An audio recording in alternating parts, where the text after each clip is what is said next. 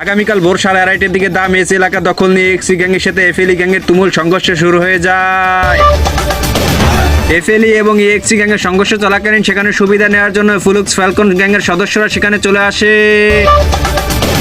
ফুলুক্স Falcon গ্যাংয়ের সদস্যরা সেখানে এসে এক্সি গ্যাংয়ের এক সদস্যকে হাফ মার্ডার করে দেয় এবং এফএলই গ্যাংয়ের সকল সদস্যকে চাঁদের দেশে পাঠিয়ে দেয়। পরবর্তীতে তারা এক্সি গ্যাংয়ের সকল সদস্যদের উপরে অমানবিক নির্যাতন শুরু করে দেয় এবং এক্সি গ্যাংয়ের এক সদস্যকে হাফ মার্ডার করে দেয়।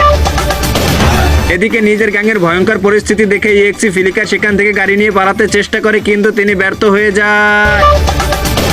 তবে এক্সি সেজান নিজের কাঁধে দায়িত্ব নিয়ে ফুলুক্স ফ্যালকন গ্যাংয়ের সকল সদস্যদের চাঁদের দেশে পাঠিয়ে দিয়ে দা মেস তাদের নিজেদের দখলে নিয়ে নেয়। কিন্তু তাদের সেই দখলদারিত্ব বেশি সময় স্থায়ী হয় না, কারণ সেখানে টিএসি গ্যাংয়ের সদস্যরা চলে আসে এবং তাদের উপরে আক্রমণ শুরু করে দেয়। ইএক্সি গ্যাংয়ের সদস্যরা কোনো কিছু বুঝে ওঠার আগে টিএসি গ্যাংয়ের সদস্যরা তাদের উপরে পরিকল্পিত হামলা চালিয়ে দেয়। আচমকা হামলার কারণে ইএক্সি গ্যাংয়ের সদস্যরা অনেকটা হিমশিম খেয়ে যায়।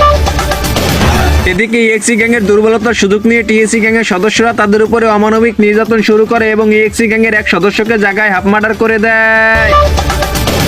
তবে সেখানে ইএক্সি ফিলিকার স্নাইপারের মাধ্যমে টিএসি গ্যাংয়ের উপরে হামলার প্রাণপণ চেষ্টা চালিয়ে যেতে থাকে, কিন্তু কাউন্টারে তিনিও মারা খেয়ে যায়।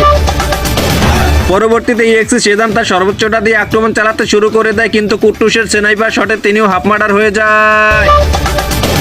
গোপন সূত্রে জানা যায় টিএসি গ্যাংয়ের হামলায় পরাস্ত হয়ে ইএক্সি গ্যাংয়ের অবশিষ্ট এক সদস্য প্রাণ বাঁচাতে দা মেস ত্যাগ করে সেখান থেকে পালিয়ে যায়।